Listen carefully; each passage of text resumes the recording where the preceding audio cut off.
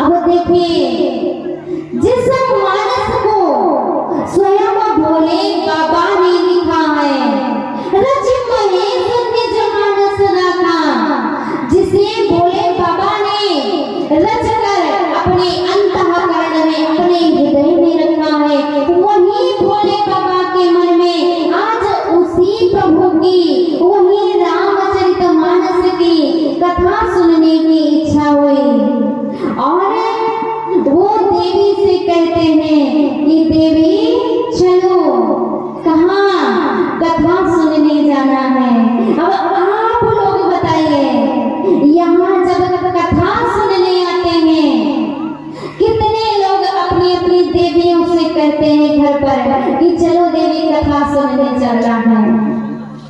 सारे लोग तो चले गए हैं, जितने लोग बचे हैं, ये लोग बताइए, आप जब यहाँ कथा सुनने आते हैं, अपने घर में अपनी पत्नी से बोलते हैं कि नहीं कि चलो देवी कथा सुनने चलना है? बोलिए बोलिए, कोई नहीं बोलता। एक भैया तो बस दो लोगों को बोल कर आए कि कथा सुनने चले, आप लोग कोई नहीं बोल कर आए। अच्छा देवियां बता दीजिए, आप लोग बोले थे? देखिए झूठ मत बोलना, भगवान के दरबार में बैठे, यहाँ भोले बाबा कथा सुनने जा रहे हैं, अपनी देवी से कहते हैं कि देवी चलो कथा सुनने।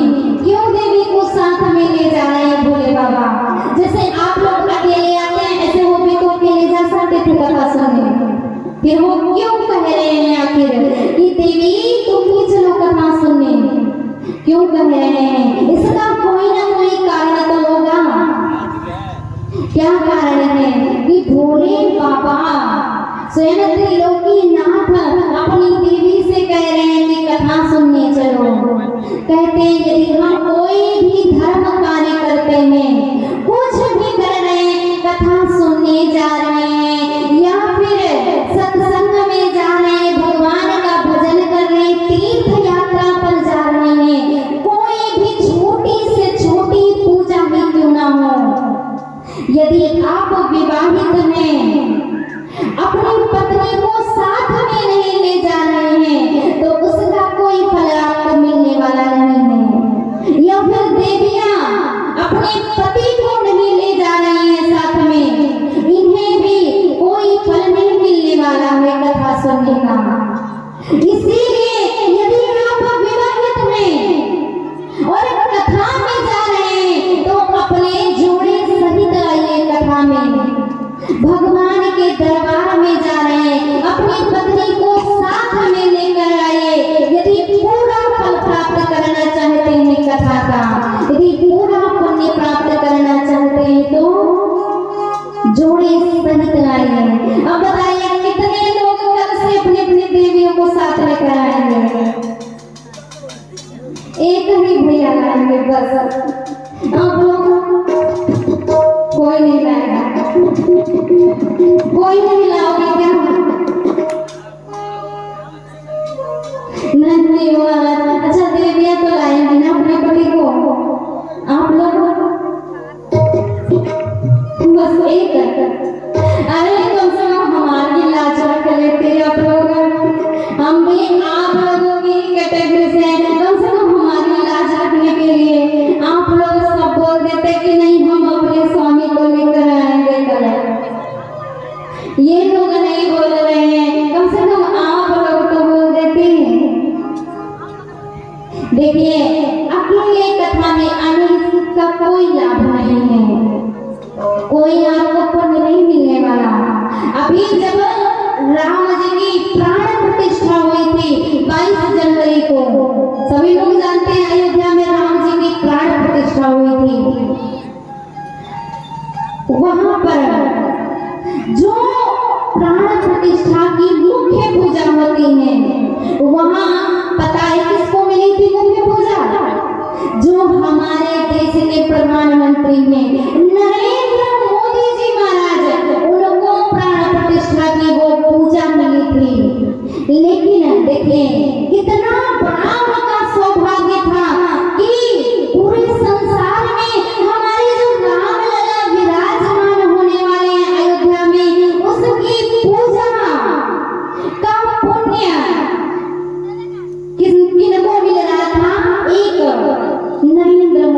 को, लेकिन उनका सौभाग्य दुर्भाग्य में बदल गया। क्यों?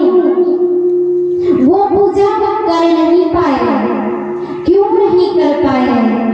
क्योंकि उनकी पत्नी उनके साथ में नहीं थी। और पूजा का ये नियम है कि जब तक पत्नी साथ में नहीं है तब तक आप कोई पूजा, कोई अनुष्ठान कुछ नहीं कर सकते हैं।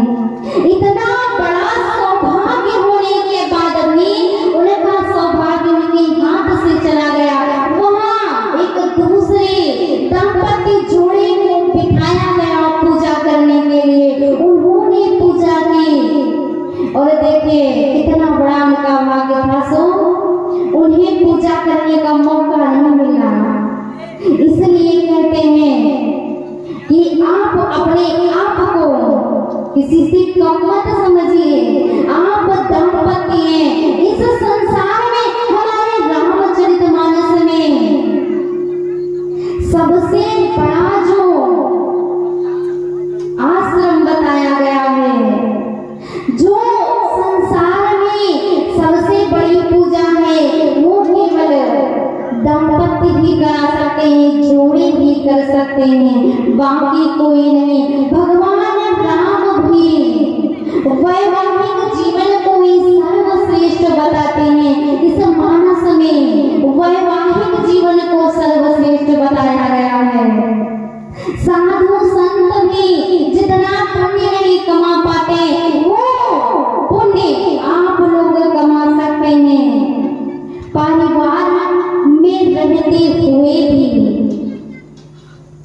इसलिए आप लोगों से निवेदन है, हाथ जोड़ करके कि कम से कम 9 दिन तक आपके गांव में ये कथा चल रही है, अमृत वर्षा हो रही है, उस अमृत का लाभ उठा लीजिए, अपने जीवन को सुखी बना लीजिए। और कल से सभी लोग अपने जोड़े के साथ में आएंगे कथा सुनने के लिए। यहाँ भोले बाबा कथा सुनने जा रहे हैं, मैया को साथ में लेकर कहते देवी तुम भी चलो कथा सुनने के लिए। मैया भोले बाबा के साथ जाते हैं। भोले बाबा ने कुछ विचार नहीं किया कि कौन वक्ता होगा, कैसा होगा, उम्र क्या होगी, कौन सही कहेगा, कौन गलत करेगा, कुछ विचार नहीं किया। बस कथा सुनने जाना है तो जाना है। यहाँ बाबा भोलेनाथ कह रहे हैं कि कथा सुनने जब भी जाए तो ध्यान वक्ता पर न देकर उसके वक्तव्य पर दिया जाए, तब कथा सुनना सार्थक होता है। वक्ता क्या कह रहा है, यदि सही कह रहा है ग्रहण कीजिए, गलत कह रहा है छोड़ दीजिए। भोले बाबा कथा सुनने पहुंचते हैं कहाँ? कुंभज ऋषि के आश्रम में। कुंभज ऋषि के आश्रम में भोले बाबा कथा सुनने पहुंचे और साथ में मैया जगत जननी भवानी उनके साथ में गए हैं। देखिए कुंभज के भी 2 अर्थ होते हैं। एक घट अर्थात घड़ा, घट में भी 2 अर्थ होते हैं, घट अर्थात घड़ा और एक घट होता है घट अर्थात हृदय। भोले बाबा ये संकेत दे रहे हैं कि कथा जब भी सुने हृदय से सुने, तभी कथा सुनना सार्थक होगा। भोले बाबा पहुंचे कुंभज ऋषि के आश्रम में। जैसे ही कुंभज ऋषि ने देखा कि अरे स्वयं त्रिलोकीनाथ आज हमारी कुटिया में आए हुए हैं और उन्हें पता चलता है कि कथा सुनने आए हैं। अब कुंभज ऋषि का भाव देखिए, वो नियम नहीं देख रहे हैं कि शास्त्र क्या कहता है, नियम क्या कहता है, कुछ नहीं। देखिए जैसे आप अपने घर का दरवाजा खोले, आपके घर में कोई कुंडी खटखटाए, आप वहां जाकर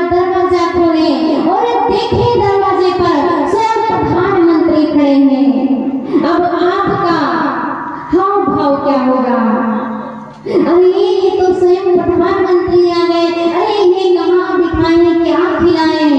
आपके मन में ये भाव आएगा। ऐसे ही भाव कुंभज किसी के मन में आ रहा है। अरे स्वयं त्रिलोकीनाथ आज हमारी कुटिया में आए हुए हैं। कुंभज ऋषि भोले बाबा को आसन देते हैं बैठने के लिए और उनकी पूजा प्रारंभ करते हैं। नियम नहीं देख रहे हैं कि पूजा वक्ता की होती है या श्रोता की होती है। कहते हैं ना कि जहाँ प्रेम की अधरता होती है वहाँ नियम और टाइम कुछ मायने नहीं रखते। इसीलिए कहते हैं संत हृदय नवनीत समाना। संतों का जो हृदय होता है वो महाराज मक्खन की भांति होता है। जैसे मक्खन को किसी हथेली पर यदि रख दिया जाए तो वो हथेली की गर्माहट पाकर भी पिघलने लगता है। ऐसे होता है संतों का हृदय। एक बार होता क्या है, एक संत जी नदी में स्नान कर रहे थे। देखते हैं कि एक बिच्छू नदी में डूबा जा रहा है। संत जी ने उसे हाथ में उठाया और किनारे ले जाने लगे। बिच्छू को जैसे ही हाथ में उठाया किनारे ले जाने लगे, बिच्छू ने हाथ में डंक मार दिया। संत जी लड़खड़ा गए और वो बिच्छू पानी में गिर गया।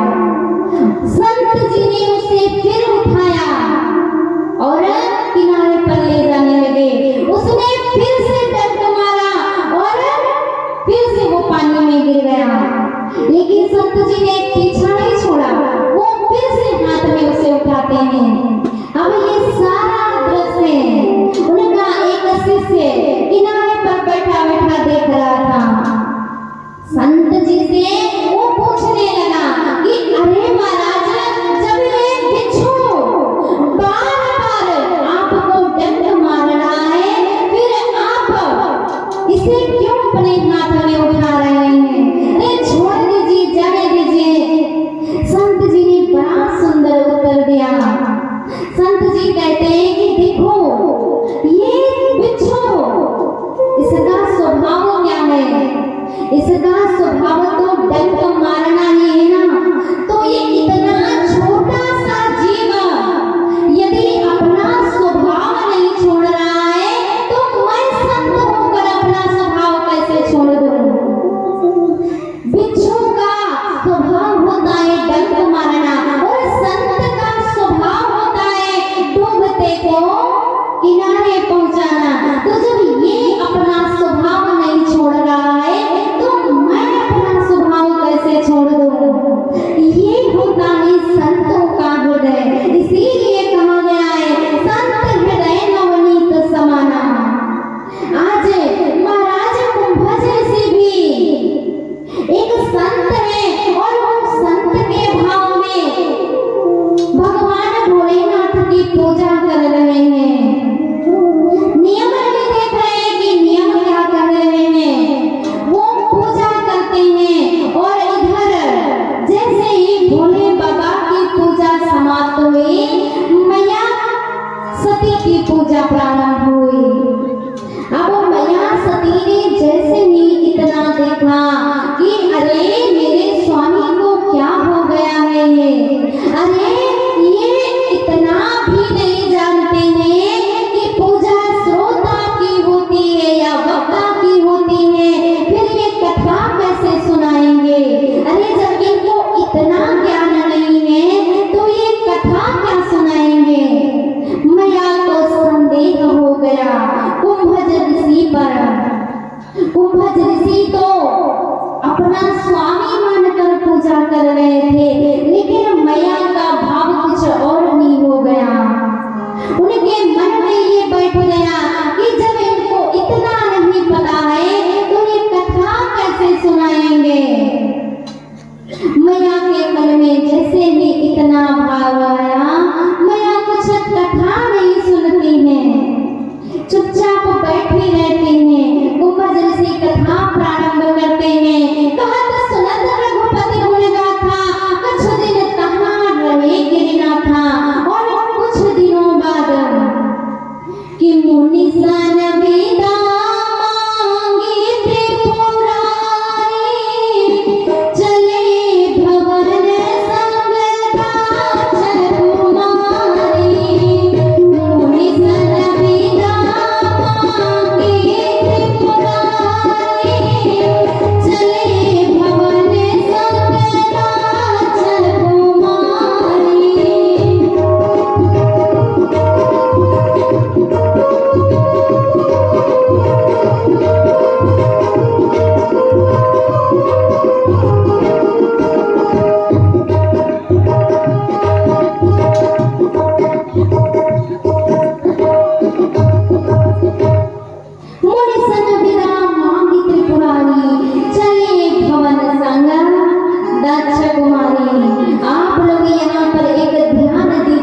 दिया। बोले बाबा तो कथा सुनकर चल दिए, लेकिन ध्यान देने योग्य बात यहाँ ये परफेक्ट है कि जब बोले बाबा आए थे कथा सुनने के लिए, तब उनके साथ में कौन आया था? सरस्वती जगजननी भवानी। कौन आया था? मैया सरस्वती जगत जननी माँ भवानी आई हुई थी उनके साथ में। कितना बड़ा भारी मैया का नाम है, 10 अक्षर का नाम है। लेकिन जब कथा मैया ने नहीं सुनी, बाबा गोस्वामी जी ने श्रोता के इष्ट से उनका नाम हटा दिया। सुनी महेश परम सुख मानी। मैया का कोई नाम नहीं है यहाँ पर, केवल भोले बाबा ने कथा सुनी, सुनी महेश परम सुख मानी। और जब मैया जा रही है, आया कौन था? जगत जननी माँ भवानी आई हुई थी, 10 अक्षर का नाम था। लेकिन अब जब जा रही है तो उनके साथ में कौन जा रहा है? चले भवन संग दक्ष कुमारी। कितना छोटा मैया का नाम हो गया, मात्र 2 अक्षर का। जब आई थी कितना बड़ा नाम लेकर आई थी, 10 अक्षर का। लेकिन जब जा रही है मात्र 2 अक्षर का नाम बचा। क्यों? क्योंकि आई तो थी कथा में, लेकिन कथा की जगह उन्हें व्यथा ने पकड़ लिया, संशय ने पकड़ लिया, इसलिए वो कथा सुन नहीं पाई, केवल भोले बाबा ने सुनी। और जब जा रही है तो दक्ष कुमारी, अर्थात दक्ष का मतलब क्या होता है? चतुर। आज एक चतुर की पुत्री भोले बाबा के साथ में जा रही है। अब देखिए, कहते हैं ना कि यदि हम किसी के बारे में सुनते हैं कि वहाँ दूर कोई व्यक्ति रहता है, बड़ा सुंदर है, तो हमारे मन में ये भाव आता है ना कि एक बार उस व्यक्ति को देख लें। ये मन में भाव आता है। किसी भी चीज वस्तु की बात हो रही हो, मन में ये भाव एक बार जरूर आएगा कि एक बार उस वस्तु को देख लेते कितना अच्छा होता। यही भाव आज भोले बाबा के भी हृदय में आ रहा है।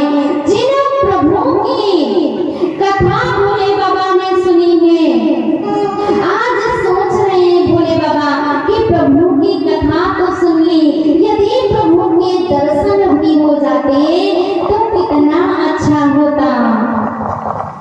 जा रहे भोले बाबा जिस मार्ग में, उसी मार्ग में दंडकारण्य वन है। उस समय पृथ्वी का भार उतारने के लिए भगवान का जन्म हो चुका होता है और पिता द्वारा वनवास होता है, उनकी पत्नी का अपहरण भी हो चुका है। उसी वन में, जिस वन से भोले बाबा जा रहे हैं, उसी वन में प्रभु राघवेंद्र सरकार भैया लक्ष्मण जी के साथ में अपनी भार्या को, अपनी पत्नी को ढूंढ रहे हैं कि हे खगमृग हे मधुकर श्रेणी, हे खगमृग हे मधुकर श्रेणी, तुम देखी श्री राम मृग नयनी, तुम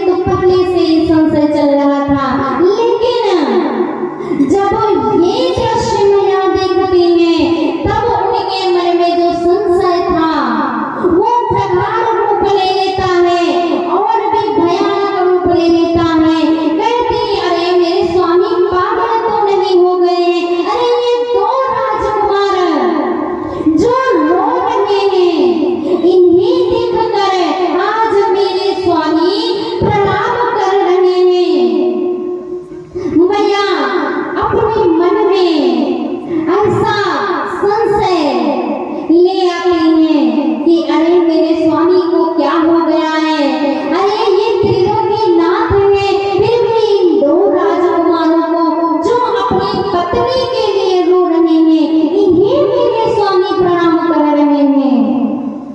लेकिन भोले बाबा तो कुछ और ही देखकर प्रणाम कर रहे थे। देखिए भोले बाबा की भक्ति कितनी अटूट है।